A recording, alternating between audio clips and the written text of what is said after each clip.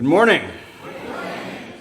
Whenever we gather in this sacred space, it is made more sacred by the presence and attention of each and every one of us. Whether we are here in the sanctuary or attending by live stream from places far and near or viewing sometime in the future, we are here together. I invite us to turn to the camera and wave to our live streaming friends. And now let us take a moment to greet one another.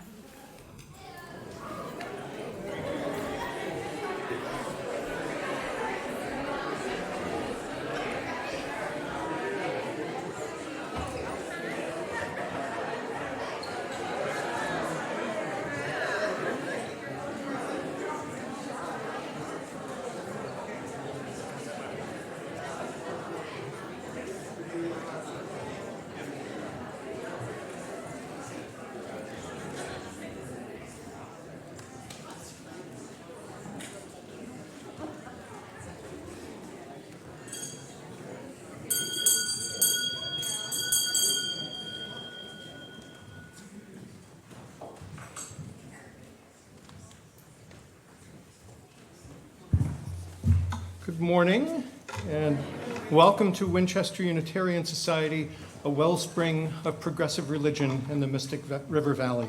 I'm Peter McEntee, serving as your worship associate this morning. If we were to take a poll, I know some of you would say that you believe in God. I do not believe in God, and I know that in our poll, some of you would say the same thing. I also know that from those of you who say you believe in God, we would get many different answers to the follow-up question, what exactly do you mean by that? And I guess the same goes for us non-believers. So it's safe to say that among us, we have a wide variety of opinions about big metaphysical questions. And that's fine. That's as it should be. Because what's more important are the things that we agree on. And we can all agree that whatever we might believe about God, we all share this planet that we live on with each other and with over 8 billion other humans. How we behave toward each other and how we behave toward this planet matters much more than how we might answer those big metaphysical questions. As Unitarian Universalists, our aim is that our behavior toward each other and toward our planet be guided by love. Don't worry, we're not conducting any polls this morning. We're just glad that you're here. A special welcome to all the mothers here this morning, as well as to all the grandmothers, all the great-grandmothers, any expectant mothers, all future mothers, anyone who has a mother, and everyone who's in touch with their inner mother. Welcome, mothers all. If you're here for the first time, yay, mothers. If you're here for the first time, please look in the little plastic box on the back of the pew in front of you, and find a little visitor information card. It looks like this. On the card, you can check off which programs or activities here you're most interested in or would like to know more about, and you can leave some contact information so we have a way to get back to you. If you start filling out the card now, you can drop it in the collection plate when it comes around later. I have just a couple of announcements, and a big shout out to John Kramer and Stacy Katz, who followed the new announcement protocol by filling out an online announcement request form. If anyone had an announcement they wanted made and did not follow the new protocol, oh well. First, don't miss the Children's Chorale and Youth Choir as they perform their favorite songs from this past year, Tuesday night at 6:30 p.m. right here in the sanctuary. Also, we're looking for live streamer volunteers. No experience is needed. Training is provided. It's not too hard, and you'll be provided with on-call support via text message. If interested, speak to Stacy Katz in the office. And now, let us prepare our hearts and minds for the spirit of worship.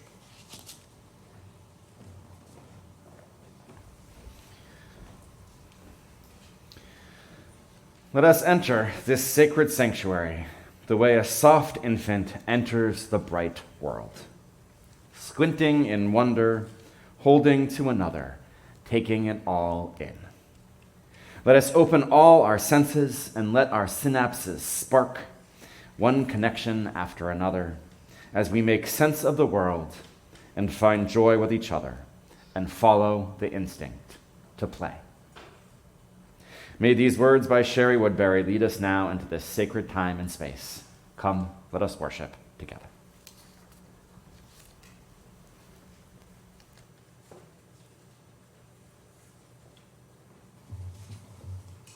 Now Seth will light our chalice as I read these words by Julianne Lepp. We seek our place in the world and the answers to our heart's deep questions. As we seek, may our hearts be open to unexpected answers. May the light of our chalice remind us that this is a community of warmth, of wisdom, and welcoming of multiple truths. Now, please rise in body or in spirit as we sing hymn number 91, Mother of All.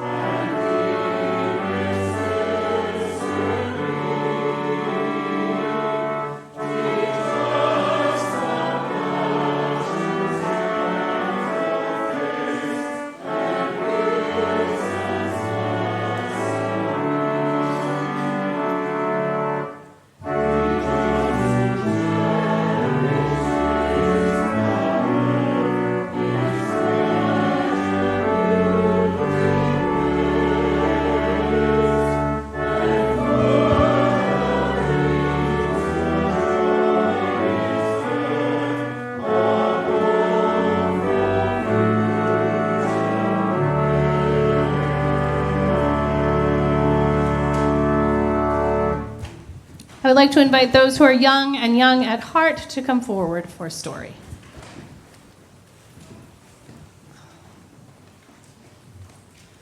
Good morning.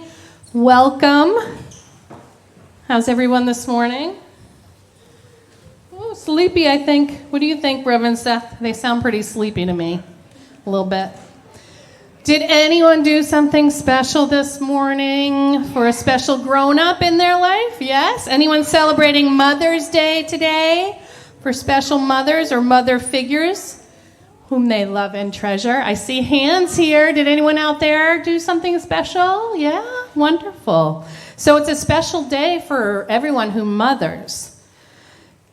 And that can be your mother, it can be your grandmother, it can be your aunt, it can be an honorary special someone, you name it, right? There are lots and lots of mothering people. Lots of mothers! And lots of, okay, Art Olson, thank you. Lots of mothering people in this world, aren't there? I think there's a special kind of creativity that comes from being a mother or a mothering type person. Of course, you and I and we all were created by mothers. That's a pretty powerful kind of creativity, don't you think? Imagine that. I can tell you that making a whole human is really hard work. I've done it twice. I know what I'm talking about, right? But even though it's a lot of work, mothering is a lifelong creative process. And it doesn't have to be just mothers who do it. Though I bet most mothers got a little head start with the whole creating a human thing. So we all know people who, through the things that they do every day, nurture us. They feed us, they care for us, they protect us, and our world and our communities, right, and our country. How many of you know creative people who mother the world like this? Raise your hand. Wow, I'd raise my hand too. Just about everybody knows people who mother like that, right? So let's start with your own mothers or mothering people. In what other ways do they create besides maybe making a human?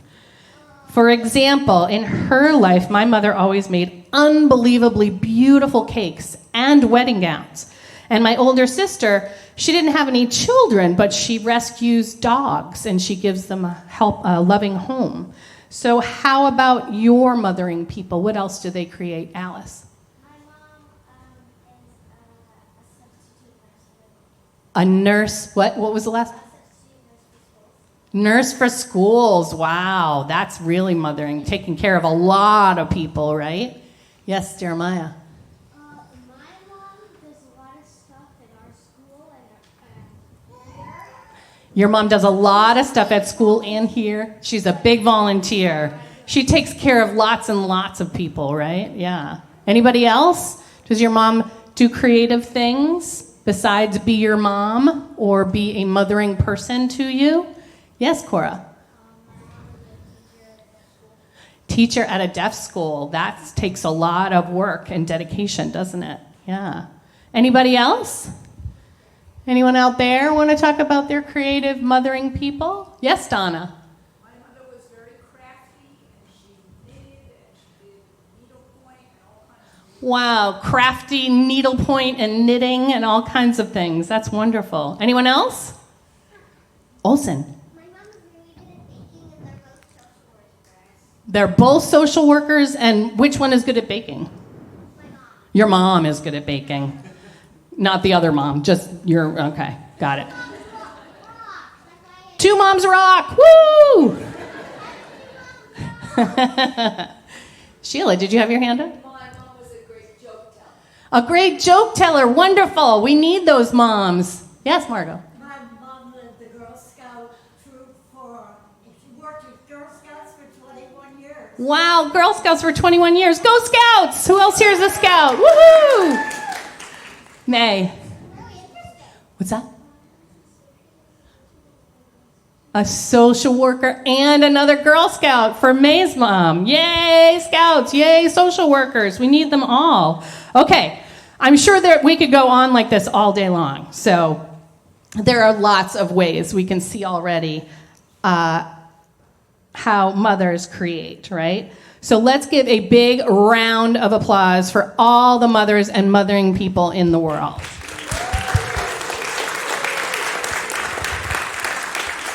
Okay, before we go, I want to briefly mention two mothers that I usually bring up at Mother's Day because of their creativity. The first one is Julia Ward Howe. Does anyone remember me talking about Julia Ward Howe? So Julia Ward Howe was a Unitarian back during the time of the American Civil War. And she thought the Civil War was a holy mission to end slavery. And she wrote a song about it called The Battle Hymn of the Republic. And it was a there it is. John's playing it for us. And everybody loved this song. The North used this song as their battle song for why what they were doing was a good thing. But when Julia Ward Howe got a little bit older, she changed her mind and she saw that war is never holy. It's always a bad thing, no matter what. War is not a good thing. And she called on all mothers everywhere to work toward peace so that they never had to send their sons to war. So she's an amazing creative person who wrote and was a poet and wrote songs. So she thought something and then she realized that she was wrong. That's right. She changed her mind, which is what is so impressive to me, because especially when you're out in front of a bunch of people who think you believe one thing and then you change your mind, it takes a lot of courage to admit that you were wrong, doesn't it? Yeah, so she was pretty brave as well as being amazingly creative. Write another song about how war was bad. No, but she wrote a message called the Mother's Day Proclamation, and that's what called all mothers to work toward peace.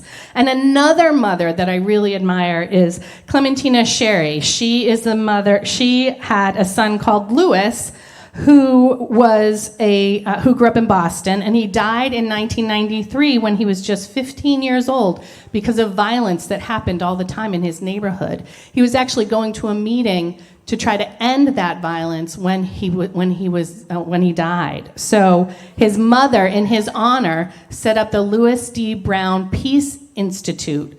It's an initiative that she started to try and get communities to look at peaceful ways to be together and to support the value of peace and those who've lost loved ones to violence. So they host a Mother's Day walk every year. Right now, people are walking right now for the Louis D. Brown Peace Initiative. So both these women, mothers of sons and daughters, were creative in many ways that try to nurture children, their families, their communities, their country, and their world. So in that way, I don't think anyone needs to be a mother to be mothering, right? So why don't we all start right now, today, okay? Okay. I invite the grown-ups to sing the children and teachers to religious education. The words are in your order of service.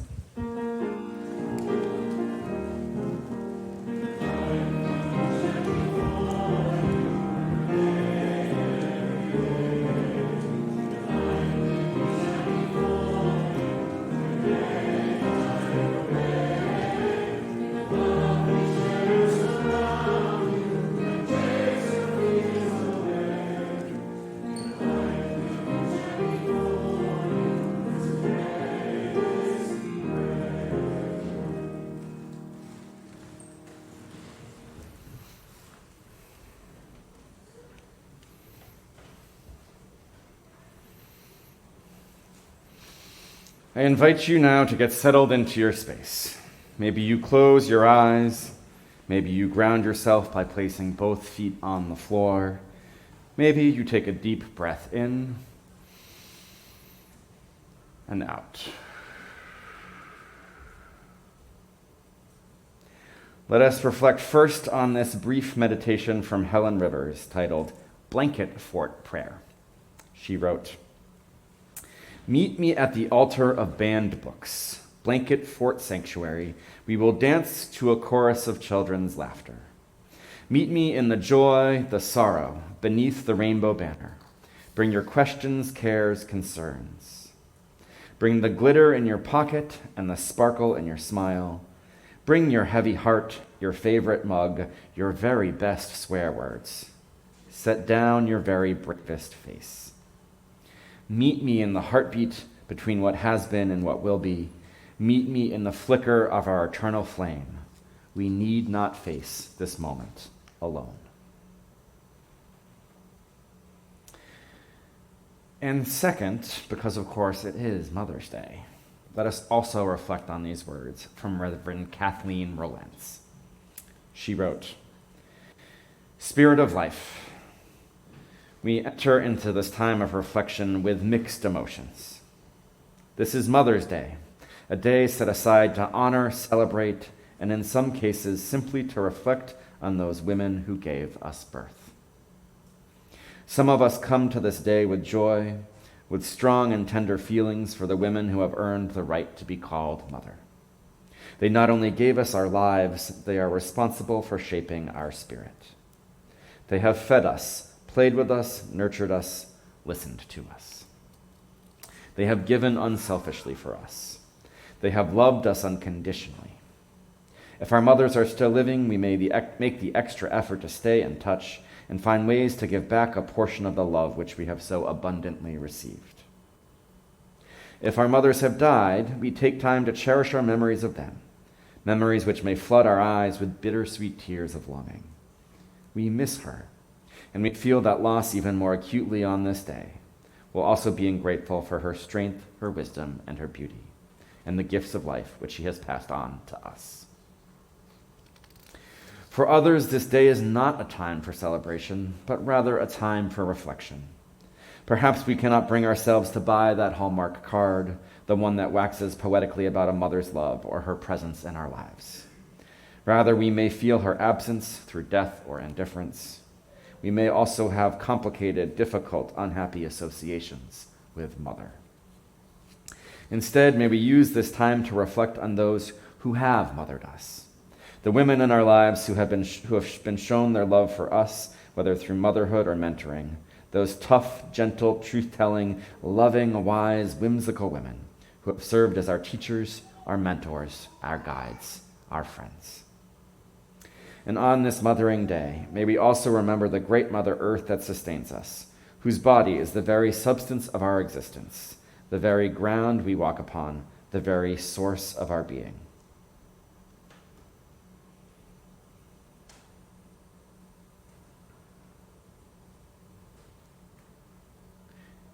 You may now come forward and light a candle if you wish. Let us kindle the light.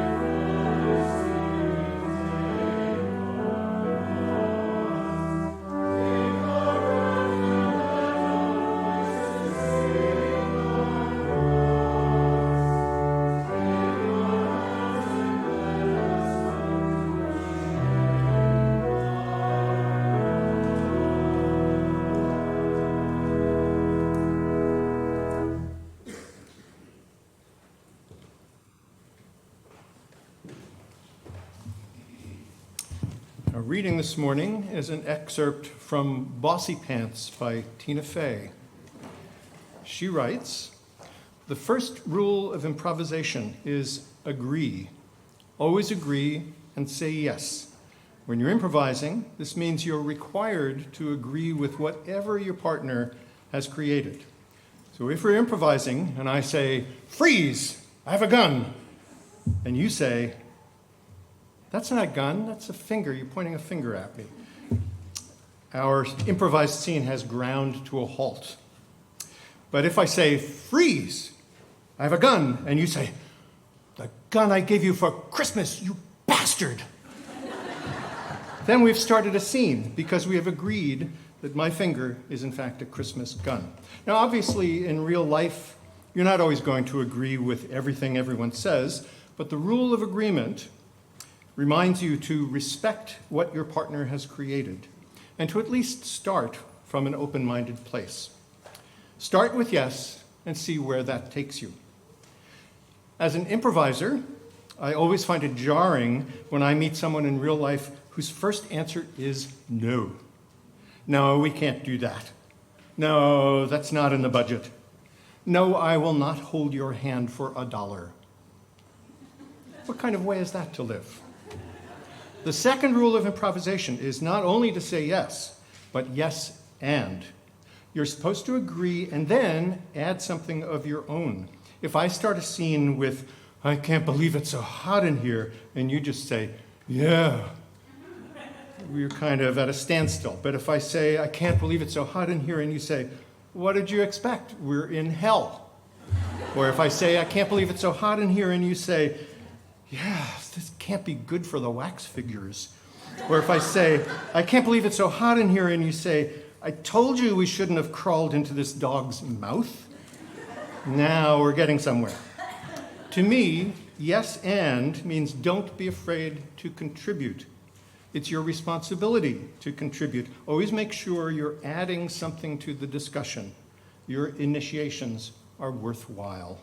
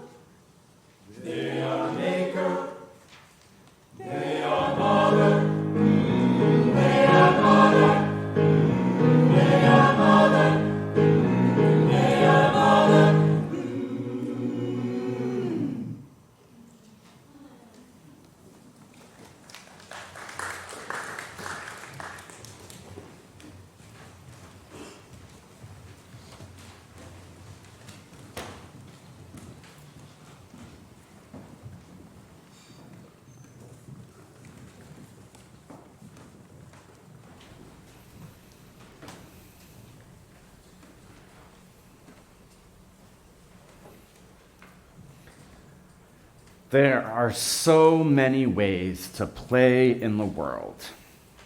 My personal favorite is silly play. A few weeks ago, we were sitting at the dinner table with my kids, and one of them said something, and the other one got really frustrated and was like, ah, right? This hand motion is important. And a minute again later, their sibling wasn't listening again. It's like, ah! And I don't know what came through my head, but in the moment, I was just like, hey, don't choke my son. And he was like, what? And his hands were still here. And I was like, don't choke my son. And I grabbed his hands and I started talking to him like, hey you, don't choke my son. And it turned into this game, this silly game. Like kids were like started trying to choke themselves, right? And we were playing, and it was just it's this funny, silly game, which is a little violent with the choking, but it was like they were asking me over and over. They kept wanting to play this silly thing that I just made up in the moment, and that's the kind of fun that I like. It's just spontaneous fun without a goal or competitiveness, because adult play tends to focus around things like board games, card games, sports, video games. Play with a goal, play that is often competitive, sometimes very competitive. Even for kids, by the time they turn 6, 7, 8, competition has so often become king or queen. For the number of times I say to my kids, oh my God, everything is not a competition, I should probably record it and have a button that I can just hit, right? Because everything, seriously for them, who gets to the car first, who can get buckled first, who can get through the door to the house first, it makes me want to throw things sometimes. For our littlest ones, though, there is no winning at the playground. Parents don't set their children loose and say, don't come back until you've swung 100 times in a row. There's no, hey, you beat the slide, good work. We don't hear, explore the fort faster. If you haven't gotten every single place in the next 15 minutes, you have failed. No, for our littlest, playing on the playground is about the process, the experience. It's just about having the fun of swinging on the swing, the rush and the whoosh of going down the slide, the exploring of every nook and cranny to turn the playground into a fort, and then a pirate ship, and then a boat sailing on the ocean. This difference in play, especially for the youngest, was really clearly illustrated for me a few Christmases ago when our big family present was a Nintendo Switch. The big game that we got was Animal Crossing, which, if you've never played, the basic idea is that everyone has their own character on a house on an island, and you gather resources so that you can build things. The more you play, the more you unlock things you can build, and the more resources you need, the more you play, right? That's how the game sucks you in. And as we explored this new world together, we had really different approaches. It was so fascinating. When I was playing, I was like, okay, what's the next thing I need to do? What resources do I need to what strategies do I need to do to be the most efficient and get the farthest that I can get? It was very satisfying.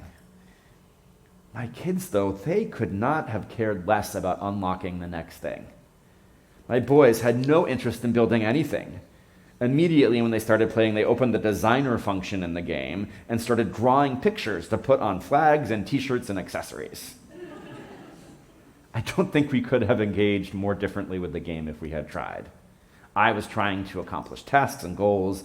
They were having fun and playing creatively.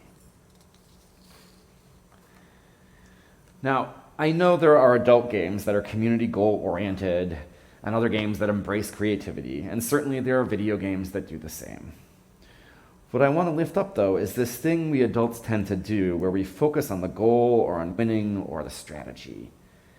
And there's certainly fun to be had in that. I love strategy games. What is lost, though, when we don't play in the way that is just to have fun? What is lost when we mostly or only play games that involve thinking, and few or no games that involve our creativity and imagination? Professor of theology Brendan McInerney states that we are most fully human when we engage in those acts that are ends in themselves. In other words, he is pro-play, for the purpose of play is the playing itself. We use a rake for the purpose of achieving specific ends, cleaning up the leaves. As McInerney notes, Imagine a toddler running around her home, growling and roaring like a lion. To ask what the child's purpose is she is running around roaring like a lion, is almost absurd. Her purpose is precisely to run around roaring like a lion. Her means are identical to her ends. McInerney continues, considering play for human existence helps us to realize what makes our lives most meaningful.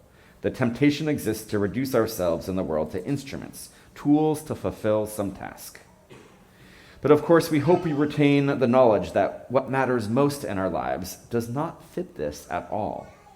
Our loved ones, precisely by being loved, are never just instruments for us, and all those activities we do out of love are not simply some means to some other end.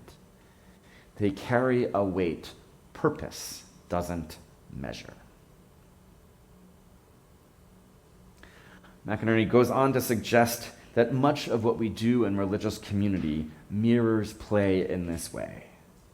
The point of theology, the point of ritual, the point of music on Sunday mornings often isn't to accomplish anything. The point is to be here in the moment, experiencing what we're doing together. Writer and theologian Henry Nelson Weeman, who became a Unitarian Universalist later in life, identified, quote, the creative source of human good, God, as an empirically observable process within the natural world of events and relations. I'm going to say that again, it's a little complicated. The creative source of human good, or God, as an empirically observable process within the natural world of events and relations. Weeman claimed that God is the creative process, the creative event, that tendency in the world wherein, quote, the several parts of life are connected in mutual support, vivifying and enhancing one another in the creation of a more inclusive unity of events and possibilities. In short, God is creative transformation, the growth of meaning and value in the world, he says. One doesn't have to be a theist, though, to draw connections between play, creativity, and the sacred. Creativity is all over nature. If you look out in gardens or in wild fields with wild flowers, there is creativity and life and joy everywhere. Also with animals, play is there. Cats, dogs, monkeys, so many animals play and are curious about the world.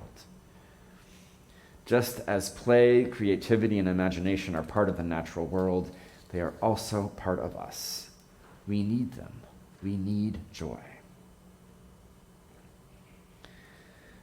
Now, I'm not telling you to try to go play like a little kid, though I certainly wouldn't discourage it either. But there's a thing we can learn from adults who make their money by playing for a living, and I'm not talking about professional sports. As we heard from Tina Fey in our reading this morning, one of the main rules of comedic improvisation is to say yes to everything.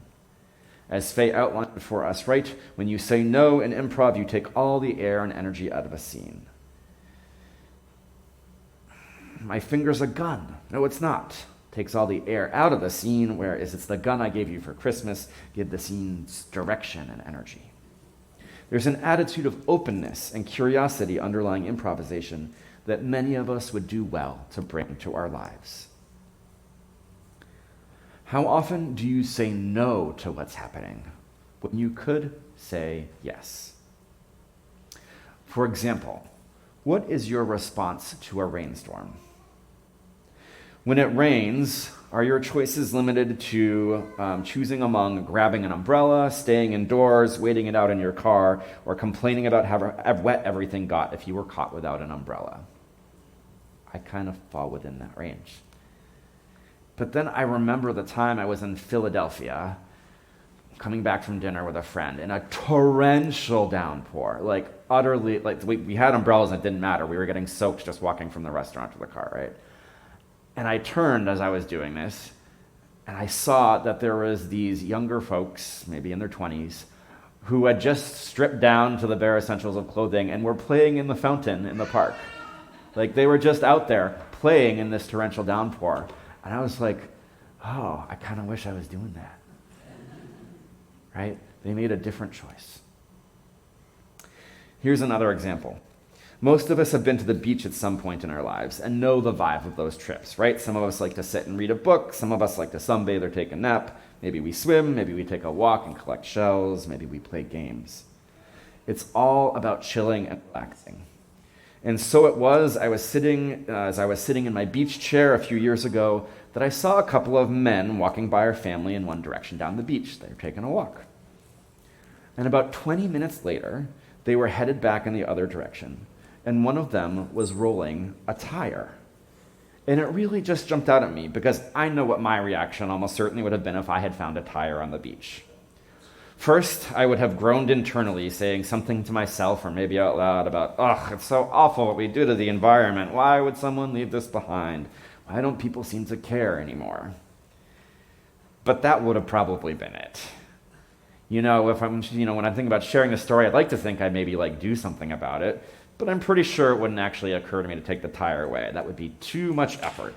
And then once I managed to get it home, and then I'd have to do something more and dispose of it, right? I'd just complain would probably be my response.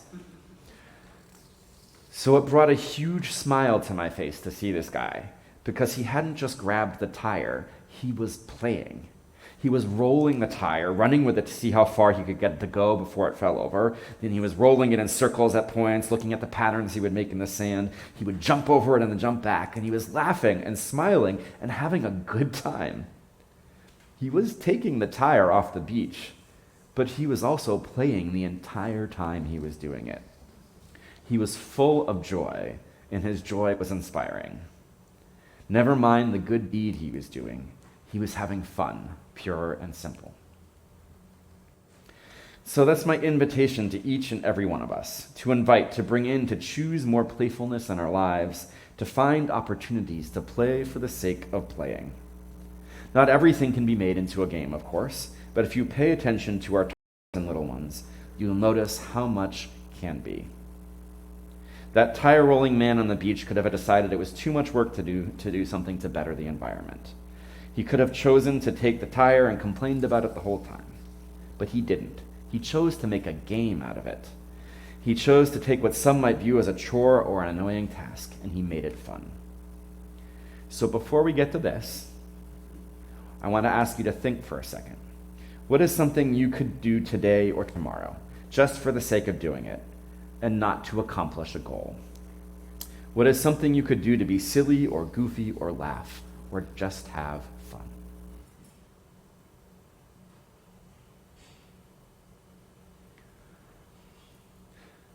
If you're having a hard time thinking of something, this is going to be an example of something that someone did to encourage others to play. Someone who didn't need to be at the beach to try to bring a little bit of joy to the world. Let's watch this video of someone bringing play and joy to the everyday experience of walking down a city street.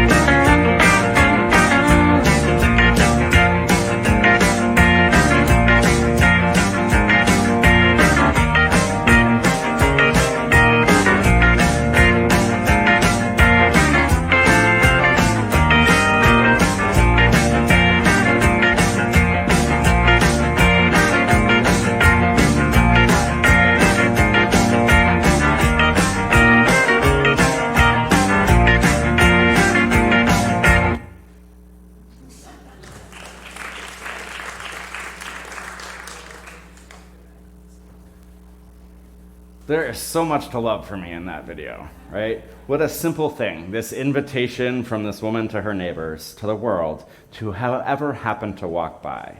Play, and at the end, dance. It doesn't have to be hard.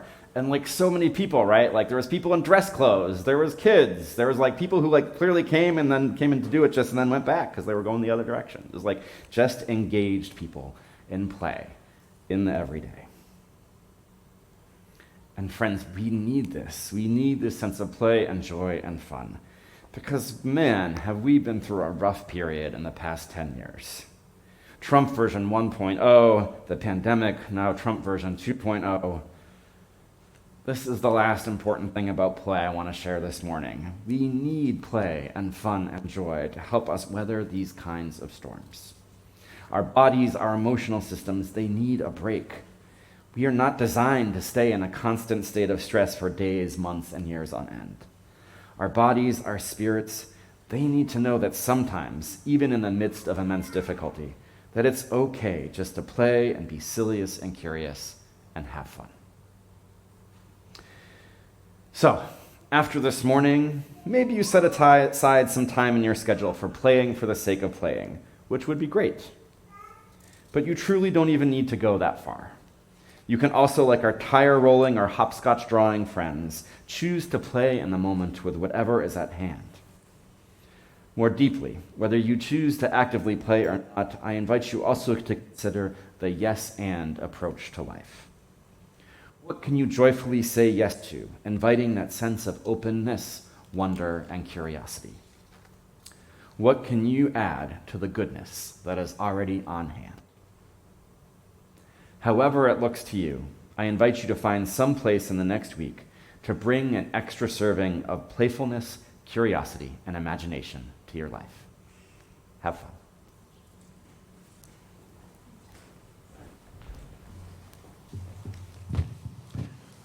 We now come to the offertory, where we have an opportunity to live our faith by contributing to the support of this congregation and by sharing a portion of what we collect with other organizations whose aims align with our values. This week's Share the Plate recipient is the Louis D. Brown Peace Initiative, which we heard about in the first reflection.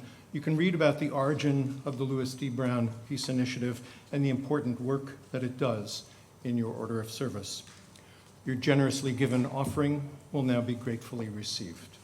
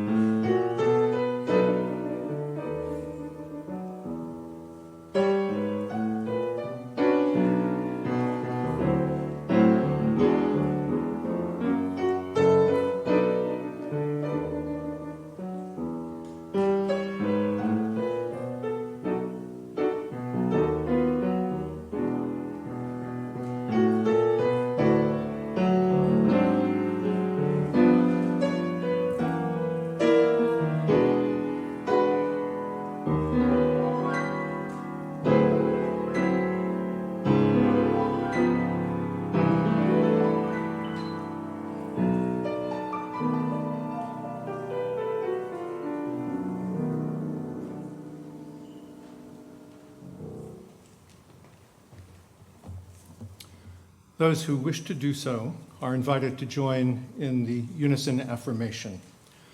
We gather not for ourselves alone, but to use our common power to build the beloved community within and beyond these walls.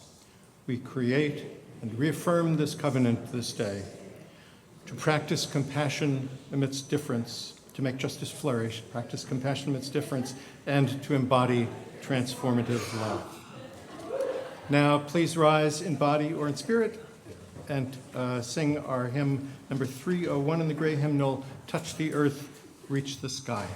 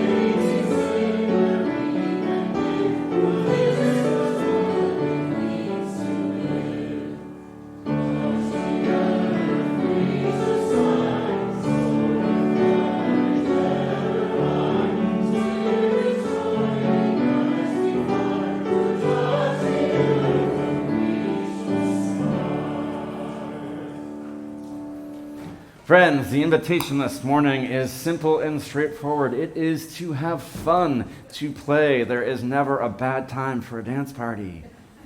Let us go out and bring a little bit more joy to our lives and to the world so that we can bring healing, love, and growth. Go and be blessed and be a blessing. Amen.